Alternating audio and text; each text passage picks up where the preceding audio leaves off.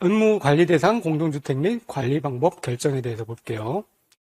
의무관리대상 공동주택에 대해서 어떻게 이제 관리를 할 것인가, 이제 공동주택관리법의 주된 내용인데요. 의무관리대상 공동주택은, 먼저는 300세대 이상의 공동주택은 다른 추가 조건 필요 없이 무조건 다 의무관리대상 공동주택의 범위에 들어갑니다. 그 다음에 두 번째로는 150세대라는 조건이 필요하죠. 150세대라는 조건 하에 추가적으로 이런 승강기가 설치되거나 중앙집중식 난방 방식, 지역 난방 포함해서요. 이런 공동주택일 때. 그 다음에 역시 이제 주택이 150세대 이상이면서 건축 허가를 받아 주택 외 시설과 주택을 동일 건축물로 건축하는 거. 그러니까 주상복합이라는 얘기예요. 이런 경우 의무관리 대상 공동주택에 포함합니다. 그러니까 150세대라는 조건에는 이런 승강기, 중앙집중식, 지역난방 방식, 그 다음에 주상복합이라는 그런 추가 조건이 필요한 거죠. 그래서 그러니까 스님 중에는 지주 스님이 있죠. 150세대에는 승중지주가 추가로 필요합니다. 그 다음에 의무관리 대상은 아니지만 입주자 등이 3분의 2 이상이 서면 동의해서 나는 의무관리 대상으로 전문적인 관리를 받고 싶다. 서면 동의해서 전환하는 공동주택도 의무관리 대상 공동주택에 들어갑니다. 그 다음에 관리 방법의 이제 결정 및 변경 절차 보면요. 관리 방법은 입주 예정자의 과반수가 입주한 때, 이게 이제 중요하고요. 과반수가 입주한 때 입주자 등에게 관리 방법 결정을 이 사업주체가 요구를 하게 됩니다. 입주자 등이에요. 입주자 등에게 관리 방법을 요구한다. 입주자에는 이제 소유자 플러스 세입자까지 포함해서 입주자 등이고요. 자, 그러면 이 요구를 받은 날로부터 3개월 이내에 입주자 대표회의가 구성되고요. 이 입주자 대표회의에서 이제 관리 방법을 결정하게 되는 거죠. 결정한 후에 30일 이내에 시장군수 구청장에게 신고를 하도록 그렇게 되어 있고요.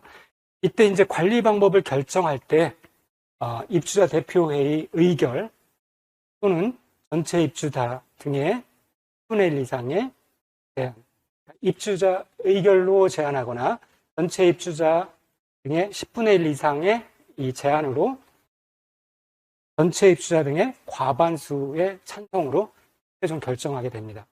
그래서 여기서 뭐 3개월, 뭐 바로 나올 또 6개월 이런 거, 또 이 두 가지 결정 방식이 있다는 거, 이런 거 다 중요한 포인트입니다. 그래서 반드시 잘 알고 계셔야 되고요. 두 번째 보면은 요 자치관리기구의 구성 및 관리 업무 인계에서 이제 연결해서 알아두셔야 되는데, 입주자 등이 이제 자치관리를 이렇게 정했어요.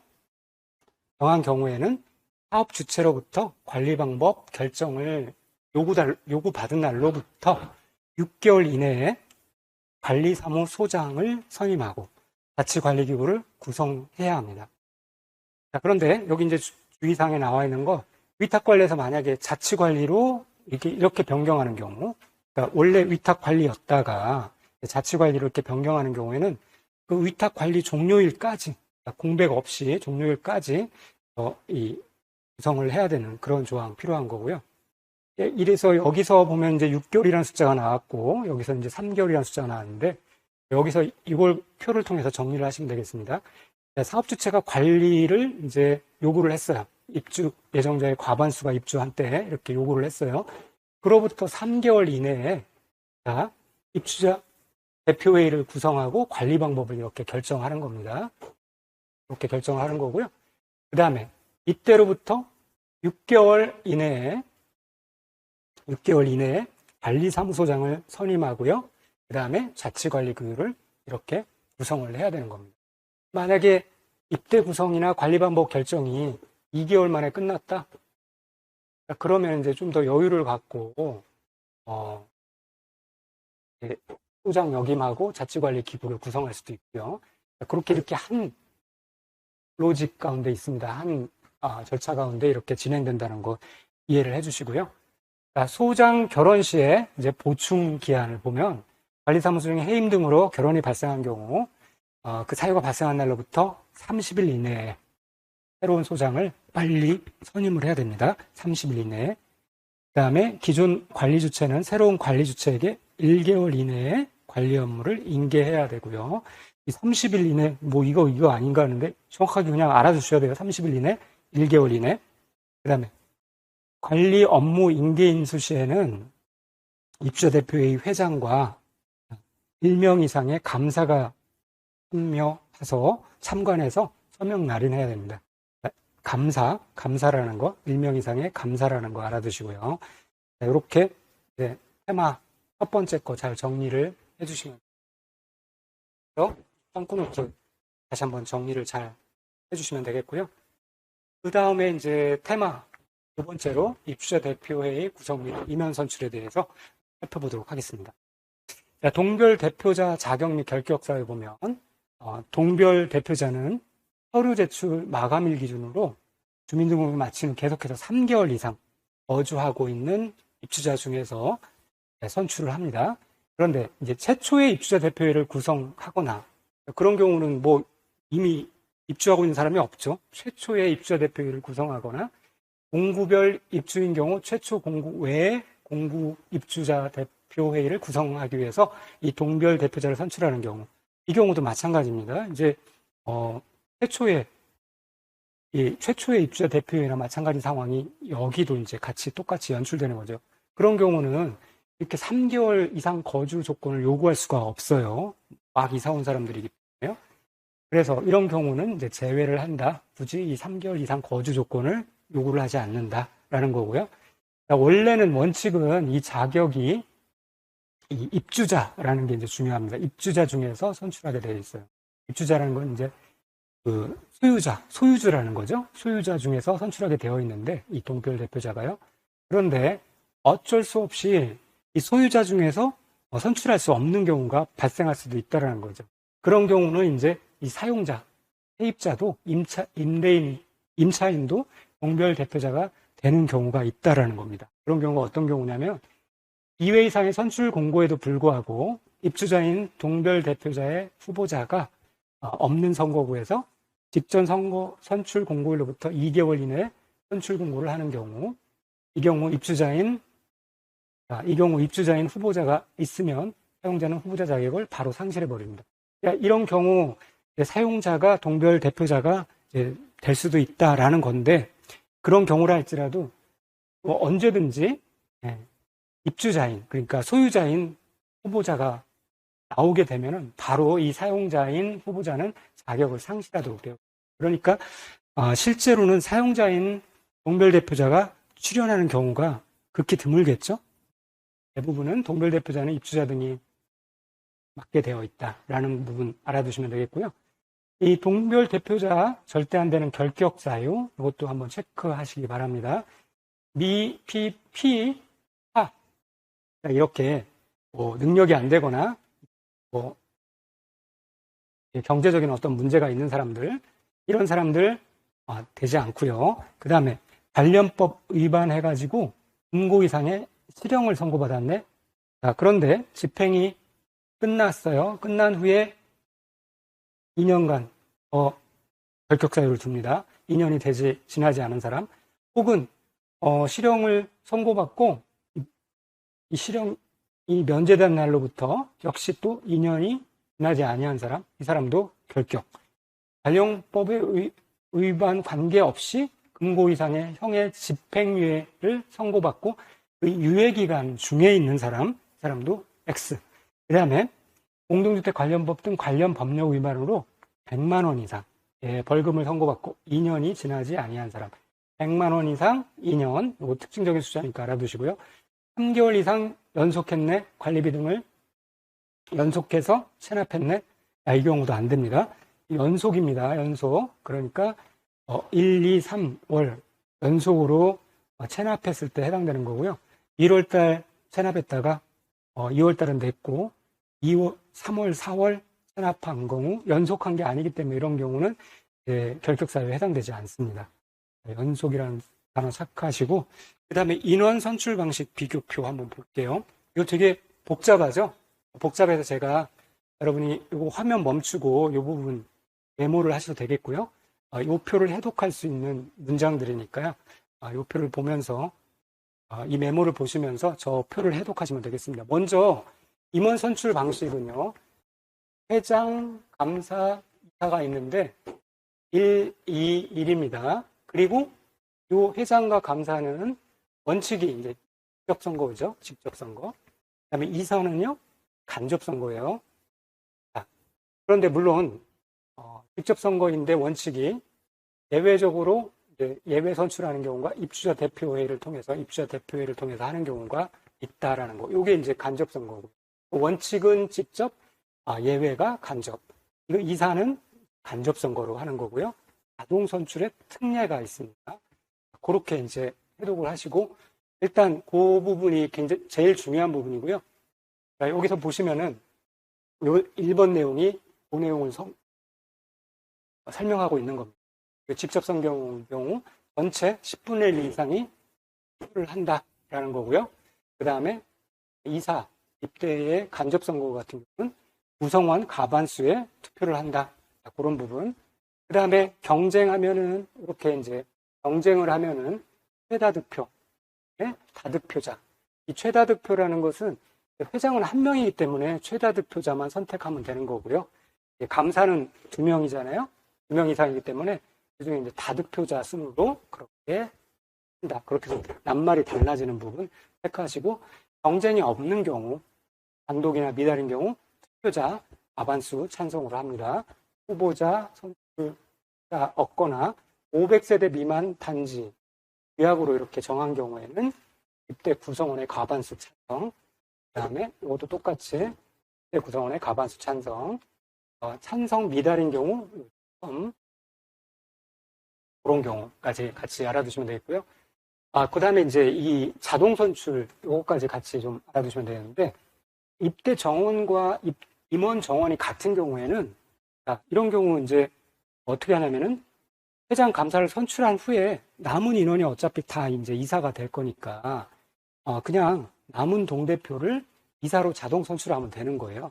굳이 뭐 다른 절차를 거칠 필요가 없는 거죠. 이게 이제 자동 선출 규정입니다. 그렇게 알아두시면 되겠습니다. 초압축 한 줄도 이렇게 정리를 해보시면 되겠고요. 이 표가 좀 복잡해 보이지만 여기서 이제 시험 문제 나오면 맞출 수 있도록 이렇게 정리를 할 겁니다. 그래서 같이 체크를 하시면 되겠습니다. 주관식 빵꾸노트 한번 확인하시고 다음으로 넘어가겠습니다. 테마 12. 관리비 10대 비목 및 사용료의 구분. 자, 이 부분도 이제 시험에 나오면 반드시 가져가셔야 되는데요. 관리비 10대 비목이 있습니다. 그래서 이 10가지예요. 일반 관리비, 청소비 등등등 쭉 있습니다. 그래서 이거를 일청경이라는 소승이 있다. 스님이 있다. 그런데 이분이 뭔가 잘못을 했는가 봐요. 난급 수위로 잘못을 했다. 재난급 수위인데 이제 진난급 수위라고 하자고요. 그런 식으로 암기를 하셔도 되겠고요. 자, 일단은 일반 관리비 이런 게 다 관리비에 해당된다는 거, 청소비. 자, 이 관리비와 사용료의 주요 포인트는 뭐냐면요. 관리비는 관리 주체가 사용하는 돈이에요.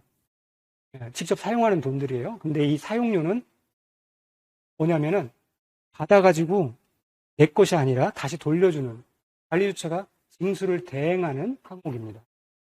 그러니까 전기료 같은 경우 한전에 다시 줘야 되는 거예요. 받아가지고 그대로 수도료, 가스용료, 지역 난방 방식, 지역 난방 회사에 다시 돌려줘야 되는 겁니다. 그런 성격이 이제 이 사용료예요.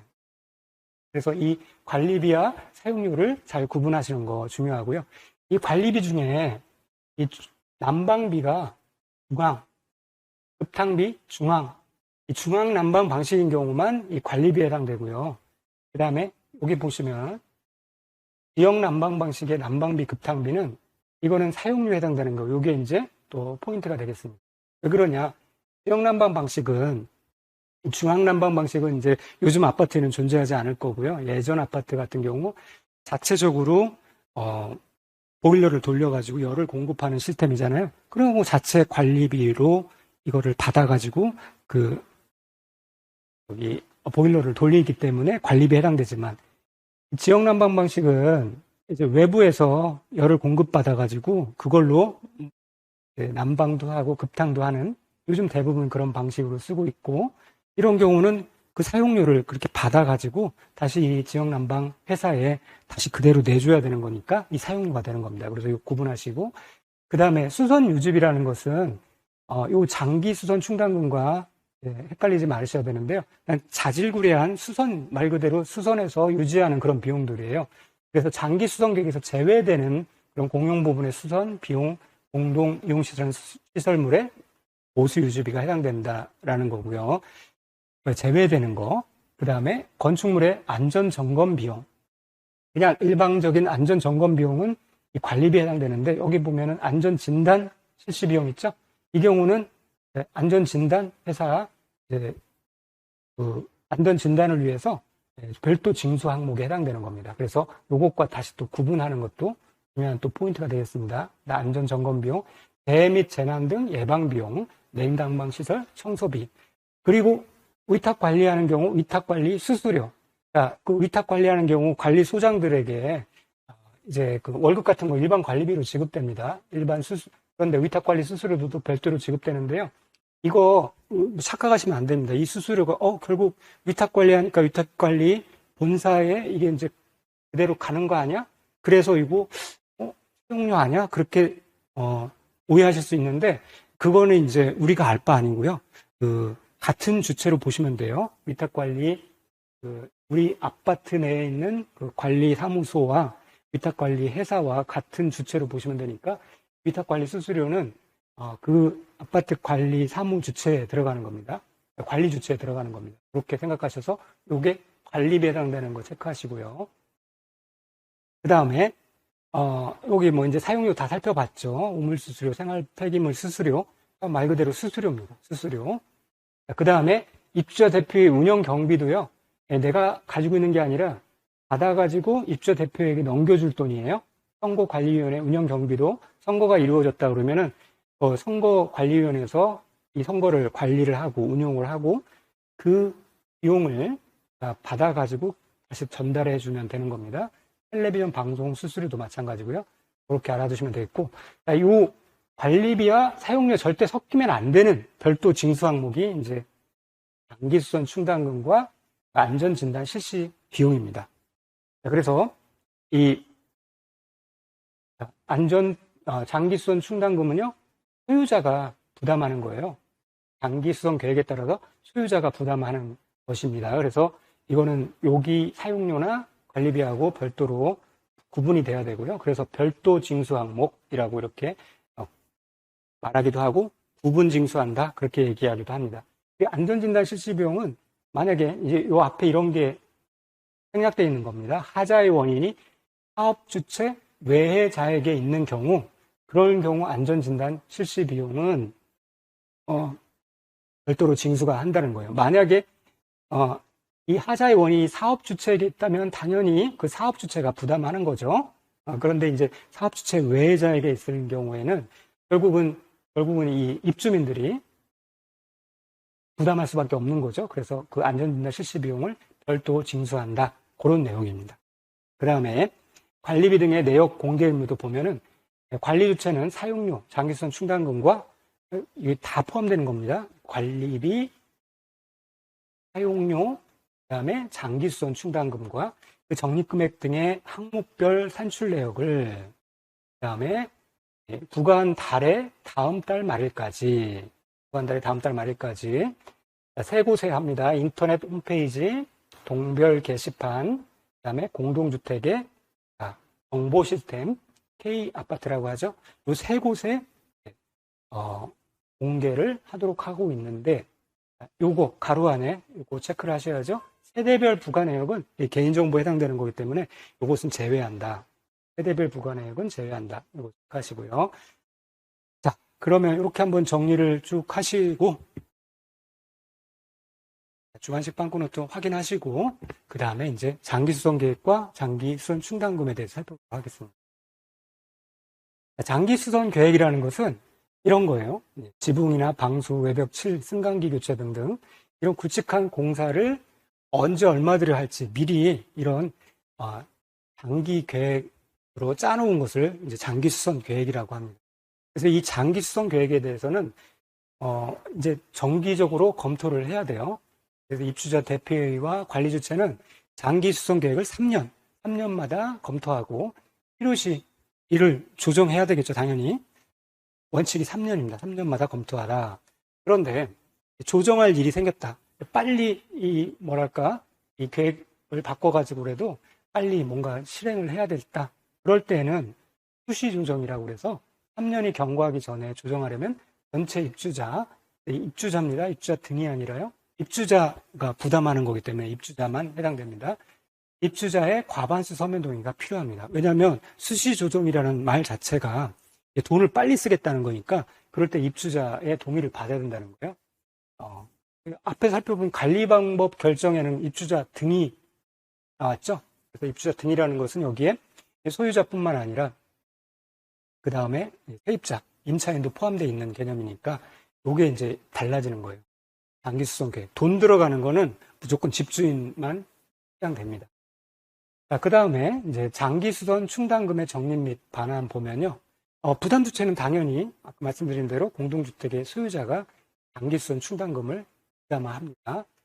만약에 미분양 주택 상태였다 그러면은 사업주체가 그때까지는 그러니까 분양되기 전까지는 사업주체가 주인이니까 사업주체가 부담하게 되는 것이고요. 만약에 또 소유자를 대신해서 원래 소유자가 부담을 해야 되는 건데 대신해서 사용자가 납부한 경우 그러니까 세입자로 들어가가지고 고지서에 이 사용자, 세입자가 계속 이 장기수선 충당금이 부과되었고 납부를 하는 경우가 또 있죠. 이런 경우는 원래는 이제 소유자가 부담해야 될 거니까 이 소유자는 사용자가 이사할 때 매달 정산하는 게 아니라요. 이사할 때 그 금액을 반환해야 돼요. 요거 이사할 때 반환해야 된다는 거 알아두시고 그때 이제 적립 요율을 보면 해당 공동주택의 관리 규약으로 정합니다.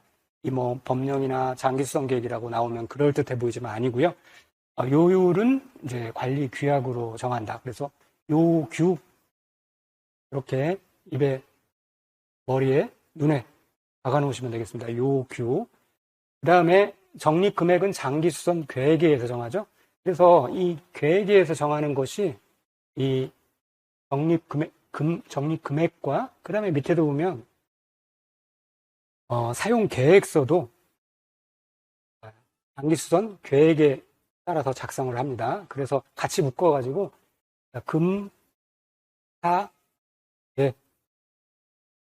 장기수선 계획에 따라서 작성한다. 요 규, 이렇게 알아두시면 되겠고요. 금액 장기수선 계획에 따라서 정합니다. 그리고 적립 시기는 장기수선 충당금은요. 해당 공동주택에 대한 사용 검사를 받은 날로부터 1년이 경과한 날이 속하는 달부터 매달 적립합니다. 그래서 1년이 경과한 날, 달, 매달이다. 이렇게 암기를 하시면 되겠고. 그러니까 이번 달이 이제 8월 달이니까요. 8월 달에 사용 승인을 받았다고 그러면은 8월 다음 해 16년 8월이죠. 27년 8월이 이제 사용 검사를 받은 날로부터 1년이 경과한 날이 속하는 달이죠. 7년 8월. 이달부터 매달 적립을 해나가는 겁니다. 그렇게 정리를 하시면 되겠습니다.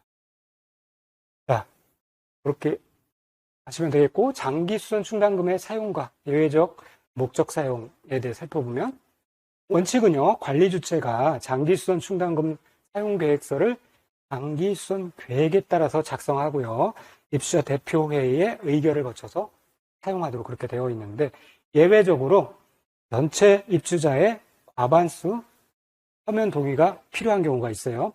하자 심사 분쟁 조정위원회의 비용이나 하자 진단 및 또 하자 감정 비용, 하자 청구 비용 등으로 이 하자와 관련돼서 들어갈 때는 과반수 서면 동의 입주자의 과반수 서면 동의를 거쳐가지고 이 장기수선 충당금을 사용하게 된다. 이 두 가지 원칙과 예외에 또 정리를 해두시길.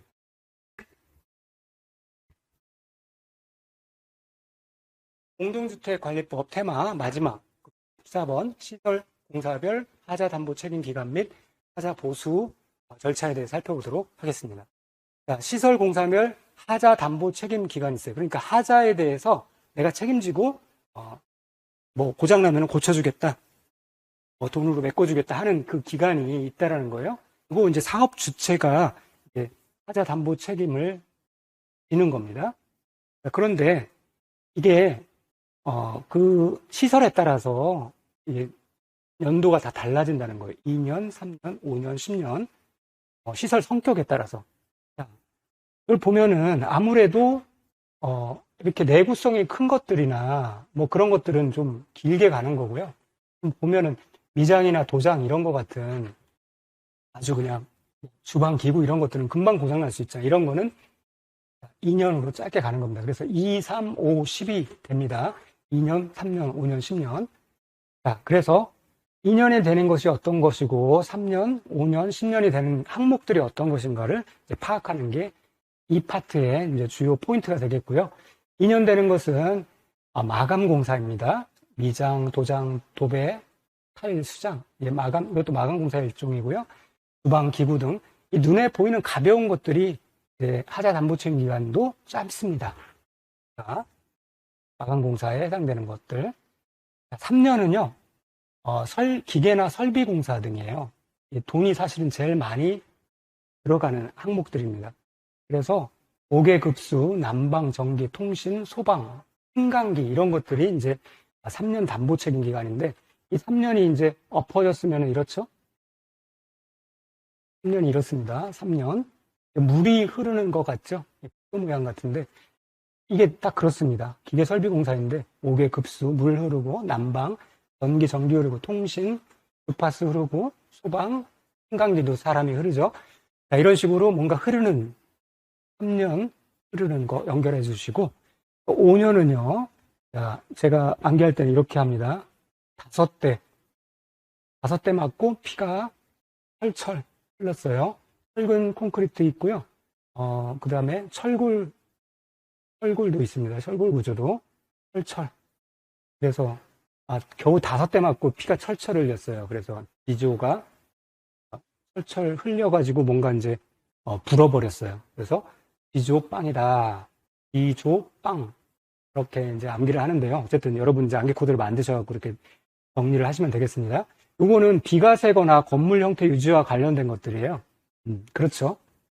5년 이렇게 암기를 하시면 되겠고 10년은 뼈대에 해당되는 내력 구조부. 그래서 기둥, 내력 보호, 바닥, 지붕틀, 지방공사 이런 건물이 무너질 수 있는 뼈대와 관련 것들이 제일 하자 담보 책임 기간이 깁니다. 10년. 그렇게 암기를 일단 딱 해두시고 그러면 이런 하자 담보 책임 기간을 언제부터 계산할 것인가? 이게 이제 하자 담보 책임 기간의 계산인데요. 최대 10년이죠? 10년의 범위 내에서 이렇게 전유 부분이냐 공용 부분이냐에 따라서 이렇게 달라지는데요. 그 기산이 달라지는데 전유 부분일 때, 그러니까 우리가 들어가서 사는 집인 경우에는 입주자에게 인도한 날, 그러니까 내가 문을 열고 들어간 날이에요. 전기치고 들어간 날, 그날부터 이제 기산이 되고요. 왜냐하면 그때부터 이게 이제 뭐 물건이 망가질 수도 있고 할 수 있잖아요. 내가 사용한 시점부터요. 그렇기 때문에 입주자에게 인도한 날이고요. 공용 부분은 그보다 앞서서 사용 검사일 또는 사용 승인일입니다. 이때 이제 공용 부분은 나는 좀 늦게 들어갈지라도 공용 부분은 사용 승인된 후부터 뭐 최초 입주자들이 등장할 수도 있고요. 공용 부분이 어쨌든 사람들이 들락날락 하면서 이제 훼손이 되기 시작하는 거죠. 그래서 공용 부분은 사용 검사일 또는 사용 승인일이다. 그래서 이 전인 공사로 이렇게 암기를 해주시면 되겠습니다. 이 강남 같은 데 가보면은 전 사람들이 너무 이쁘고 잘생겼죠? 공사를 한 것 같아요. 전인 공사 그렇게 알아두시면 되겠습니다.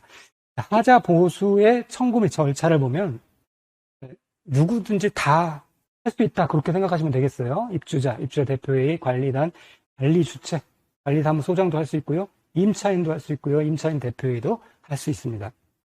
그리고 이 청구받은 날로부터 15일 이내에 이 사업 주체는 하자를 보수를 해야 돼요.